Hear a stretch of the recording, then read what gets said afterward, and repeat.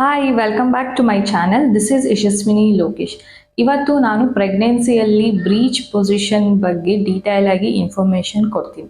ಪ್ರೆಗ್ನೆನ್ಸಿಯಲ್ಲಿ ಯಾಕೆ ಮಗು ಬಂದು ಬ್ರೀಚ್ ಪೊಸಿಷನ್ ತಗೊಳುತ್ತೆ ಅನ್ನೋದಕ್ಕೆ ನಾನು ಇವತ್ತು ನಿಮಗೆ ರೀಸನ್ಸ್ನ ಹೇಳ್ತೀನಿ.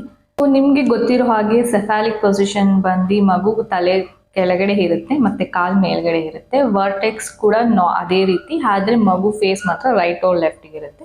ಟ್ರಾನ್ಸ್ವರ್ಸಾ ಬಂದು ಹಾರಿಜಾಂಟಲ್ ಆಗಿರುತ್ತೆ, ಮಗು ತಲೆ ಬಂದು ರೈಟ್ ಆರ್ ಲೆಫ್ಟ್ ಇರುತ್ತೆ. ಬಟ್ 9 months ಒಳಗಡೆ ಅದು ಪೊಸಿಷನ್ನ ಚೇಂಜ್ ಮಾಡ್ಕೊಳ್ಳುತ್ತೆ. ಬಟ್ ಬ್ರೀಚ್ ಪೊಸಿಷನ್ ಬಂದು ಬೇಬಿ ಕಾಲ್ ಬಂದು ಕೆಳಗಡೆ ಇರುತ್ತೆ, ತಲೆ ಮೇಲ್ಗಡೆ ಇರುತ್ತೆ. ಸೊ ಯಾಕೆ ಈ ಬ್ರೀಚ್ ಪೊಸಿಷನ್ಗೆ ಬರುತ್ತೆ ಅನ್ನೋದಕ್ಕೆ ನಾನು ಇವತ್ತು ನಿಮಗೆ ರೀಸನ್ಸ್ನ ಹೇಳ್ತೀನಿ. ಫಸ್ಟ್ ರೀಸನ್ ಬಂದು ನಿಮಗೆ ಪ್ರೆಗ್ನೆನ್ಸಿಯಲ್ಲಿ ನಿಮಗೆ ಪ್ಲೆಸೆಂಟಾ ಪ್ರೀವಿಯಾ ಅಂದರೆ ಲೋ ಲೈನ್ ಪ್ಲೆಸೆಂಟಾ ಅಂತ ನಿಮ್ಮ ಸ್ಕ್ಯಾನಿಂಗಲ್ಲಿ ಮೆನ್ಷನ್ ಮಾಡಿರ್ತಾರೆ. ಸೊ ಈ ಪ್ಲೆಸೆಂಟಾ ಪ್ರೀವಿಯಾ ಇರೋರಿಗೆ ಏನಾಗುತ್ತೆ ಅಂದರೆ ಆ ಪ್ಲೆಸೆಂಟಾ ಬಂದು ಗರ್ಭಕೋಶ ಹತ್ರ ಇರುತ್ತೆ.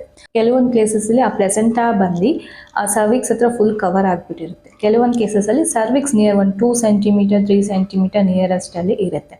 ಸೊ ಪ್ಲೆಸೆಂಟಾ ಪ್ರೀವಿಯಾ ಇರೋದ್ರಿಂದ, ಪ್ಲೆಸೆಂಟಾ ಬಂದು ಕೆಳಗಡೆ ಇರೋದ್ರಿಂದ ಮಗು ಏನಾಗುತ್ತೆ ಉಲ್ಟಾ ಹೋಗೋ ಚಾನ್ಸಸ್ ಇರುತ್ತೆ. ಸೊ ಅದೇ ಕಾರಣಕ್ಕೆ ಮಗು ತಲೆ ಮೇಲೋಗಿ ಕಾಲು ಕೆಳಗಡೆ ಬರೋ ಚಾನ್ಸಸ್ ಇರುತ್ತೆ. ಇದು ಒಂದು ರೀಸನ್. ಬಟ್ ಎಲ್ಲ ಪ್ಲೆಸೆಂಟಾ ಪ್ರೀವಿಯಾ ಅಂದರೆ ಲೋ ಲೈನ್ ಪ್ಲೆಸೆಂಟಾ ಇರೋರಿಗೆ ಇದಾಗುತ್ತೆ ಅಂತ ಇಲ್ಲ. ಸೊ ಎಲ್ಲೋ ಒಂದು 20 to 30% ಈ ಥರ ಆಗುತ್ತೆ, ಮಗು ಪೊಸಿಷನ್ನ ಚೇಂಜ್ ಮಾಡ್ಕೊಂಡ್ಬಿಡುತ್ತೆ. ಸೊ ಆ ಥರ ಟೈಮಲ್ಲಿ ಇರೋರಿಗೆ ಬ್ರೀಚ್ ಪೊಸಿಷನ್ಗೆ ಬಂದು 9 months ಅದು ಬ್ರೀಚ್ ಪೊಸಿಷನಲ್ಲೇ ಇದ್ದರೆ ಸೊ ಅವ್ರಿಗೆ ಸಿ ಸೆಕ್ಷನ್ ಅಂತ ಹೇಳ್ತಾರೆ. ಸೆಕೆಂಡ್ ರೀಸನ್ ಬಂದು ಅಮ್ಯುನಿಟಿ ಫ್ಲೂಯಿಡ್. ಅಮ್ಯುನಿಟಿ ಫ್ಲೂಯಿಡ್ ಏನಾದ್ರು ಜಾಸ್ತಿ ಇದ್ದರೆ ಮಗು ಮೂಮೆಂಟ್ಸ್ ಜಾಸ್ತಿ ಮಾಡುತ್ತೆ. ಸೊ ಜಾಸ್ತಿ ಮಾಡೋದ್ರಿಂದ ಮಗು ಪೊಸಿಷನ್ ಕೂಡ ಬೇಗ ಚೇಂಜ್ ಮಾಡೋದ್ರಿಂದ ಮಗು ಬೇಗ ಬ್ರೀಚ್ ಪೊಸಿಷನ್ಗೆ ಬರುತ್ತೆ. ಸೊ ಅದಕ್ಕೆ ಹೇಳೋದು ಪ್ರೆಗ್ನೆನ್ಸಿಯಲ್ಲಿ ನಿಮ್ಮ ವಾಟರ್ ಲೆವೆಲ್ನ ಅಮ್ಯುನಿಟಿಕ್ ಫ್ಲೂಯಿಡ್ನ ನೀಟಾಗಿ ಮೇಂಟೈನ್ ಮಾಡಬೇಕು, ಜಾಸ್ತಿ ಇರೋ ಥರ ಇಟ್ಕೋಬಾರ್ದು ಅಂತ ಡಾಕ್ಟರ್ಸ್ ಅದಕ್ಕೆ ಹೇಳೋದು. ಇದೊಂದು ರೀಸನ್ ಮಗು ಬ್ರೀಚ್ ಪೊಸಿಷನ್ಗೆ ಹೋಗೋದಕ್ಕೆ. ಸೊ ಇನ್ನೊಂದು ರೀಸನ್ ಬಂದು ಅಮ್ಯುನಿಟಿಕ್ ಫ್ಲೂಯಿಡ್. ಅಮ್ಯುನಿಟಿಕ್ ಫ್ಲೂಯಿಡ್ ಕಮ್ಮಿ ಇದ್ದರೂ ಕೂಡ ಮಗು ಪೊಸಿಷನ್ನ ಚೇಂಜ್ ಮಾಡಲ್ಲ. ಮೂಮೆಂಟ್ಸ್ ಜಾಸ್ತಿ ಆದರೆ ತುಂಬ ಕಮ್ಮಿ ಇರೋದ್ರಿಂದ ಸೊ ಅದು ಸ್ಟಾರ್ಟಿಂಗಲ್ಲಿ ಬ್ರೀಚ್ ಪೊಸಿಷನಲ್ಲಿ ಇತ್ತು ಅಂದರೆ ಅದು ಅಲ್ಲೇ ಇರುತ್ತೆ, ಮೂಮೆಂಟ್ಸ್ ಆಗದಲ್ಲೇ ಅಲ್ಲೇ ಇರೋ ಚಾನ್ಸಸ್ ಇರುತ್ತೆ. ಮಗು 9 months ತನಕ ಪೊಸಿಷನ್ನ ಚೇಂಜ್ ಮಾಡ್ತಾ ಇರುತ್ತೆ. 9 monthsಗೆ ಆದಮೇಲೆ ಮಗು ಪೊಸಿಷನ್ ಚೇಂಜ್ ಮಾಡಲ್ಲ. ಸೊ ಒಂದು ಪೊಸಿಷನ್ಗೆ ಬಂದು ಫಿಕ್ಸ್ ಆಗುತ್ತೆ. ಬಟ್ ಅದು ಸ್ಟಾರ್ಟಿಂಗಲ್ಲೇ ಬ್ರೀಚ್ ಪೊಸಿಷನಲ್ಲಿ ಇದ್ದಾಗ ಮಗುಗೆ ಅಮ್ಯುನಿಟಿ ಫ್ಲೂಯಿಡ್ ಕಮ್ಮಿ ಇದ್ದು ಮೂಮೆಂಟ್ಸ್ ಮಾಡೋಕ್ಕೆ ಆಗದಲ್ಲೇ ಪೊಸಿಷನ್ನ ಚೇಂಜ್ ಮಾಡಲಿಲ್ಲ ಅಂದರೆ ಅದು ಸ್ಟಾರ್ಟಿಂಗಿಂದನೂ ಬ್ರೀಚ್ ಪೊಸಿಷನಲ್ಲೇ ಇರುತ್ತೆ. ಸೊ ಅದಕ್ಕೆ ಹೇಳೋದು ಅಮ್ಯುನಿಟಿಕ್ ಫ್ಲೂಯಿಡ್ ನಿಮಗೆ ಪ್ರೆಗ್ನೆನ್ಸಿಯಲ್ಲಿ ಜಾಸ್ತಿನೂ ಇರಬಾರ್ದು, ಕಮ್ಮಿನೂ ಇರಬಾರ್ದು, ನಾರ್ಮಲ್ ಆಗೇ ಇರಬೇಕು ಅಮ್ಯುನಿಟಿಕ್ ಫ್ಲೂಯಿಡ್ ಅಂತ. ನೆಕ್ಸ್ಟ್ ರೀಸನ್ ಬಂದು ನಿಮ್ಗೆ ಏನಾದ್ರು ಟ್ವಿನ್ ಪ್ರೆಗ್ನೆನ್ಸಿ ಇದ್ದರೆ ಅಥವಾ ಟ್ರಿಪ್ಲೆಟ್ಸ್ ಪ್ರೆಗ್ನೆನ್ಸಿ ಇದ್ದರೆ ಈ ಟೈಮಲ್ಲಿ ಒಂದು ಮಗು ಕರೆಕ್ಟಾಗಿರೋ ಪೊಸಿಷನಲ್ಲಿ ಇದ್ದು ಇನ್ನೊಂದು ಮಗು ಬ್ರೀಚ್ ಪೊಸಿಷನಲ್ಲಿ ಇರೋ ಚಾನ್ಸಸ್ ಇರುತ್ತೆ. ಕೆಲವೊಂದು ಸತಿ 2 ಮಗುನೂ ಒಂದೇ ಪೊಸಿಷನಲ್ಲಿ ಇರುತ್ತೆ, ಸಫಾಲಿಕ್ ಪೊಸಿಷನಲ್ಲಿ. ಇಂಥ ಕೇಸಸ್ಸಲ್ಲಿ ಸಾಕಷ್ಟು ಜನರಿಗೆ ಟ್ವಿನ್ ಪ್ರೆಗ್ನೆನ್ಸಿ ಇರೋರ್ಗು ನಾರ್ಮಲ್ ಡೆಲಿವರಿ ಆಗಿರೋ ಚಾನ್ಸಸ್ನ ನೀವು ಕೇಳಿದ್ದೀರ. ಇವಾಗಲೂ ಕೂಡ ತುಂಬ ಜನ ಟ್ವಿನ್ ಪ್ರೆಗ್ನೆನ್ಸಿ ಇರೋರಿಗೆ ನಾರ್ಮಲ್ ಡೆಲಿವರಿನ ಮಾಡ್ತಾ ಇದ್ದಾರೆ. ಯಾಕೆ ಅದು ಸುಲಭ ಆಗ್ತಿದೆ ಅಂದರೆ 2 ಮಗುನೂ ಒಂದೇ ಪೊಸಿಷನಲ್ಲಿ ಸಫಾಲಿಕ್ ಪೊಸಿಷನಲ್ಲಿ ಇದ್ದರೆ ಅದು ನಾರ್ಮಲ್ ಡೆಲಿವರಿಗೆ ಸುಲಭ ಆಗುತ್ತೆ. ಒಂದು ಮಗು ಪುಷ್ ಆದಮೇಲೆ ಇನ್ನೊಂದು ಮಗು ಪುಷ್ ಆಗೋದ್ರಿಂದ ಯಾವುದೇ ರೀತಿಯಾದ ಕಾಂಪ್ಲಿಕೇಶನ್ಸ್ ಆಗಲ್ಲ. ಬಟ್ ಟ್ವಿನ್ ಪ್ರೆಗ್ನೆನ್ಸಿಲಿ ಒಂದು ಮಗು ಸೆಫಾಲಿಕ್ ಪೊಸಿಷನಲ್ಲಿ ಇದ್ದು ಇನ್ನೊಂದು ಮಗು ಬ್ರೀಚ್ ಪೊಸಿಷನಲ್ಲಿ ಇದ್ದು ಅದು 9 months ತನಕ ಪೊಸಿಷನ್ ಚೇಂಜ್ ಮಾಡಲಿಲ್ಲ ಅಂದರೆ ಸೊ ಆವಾಗ ಕಷ್ಟ ಆಗುತ್ತೆ, ಸಿ ಸೆಕ್ಷನ್ ಆಗೋ ಚಾನ್ಸಸ್ ಇರುತ್ತೆ.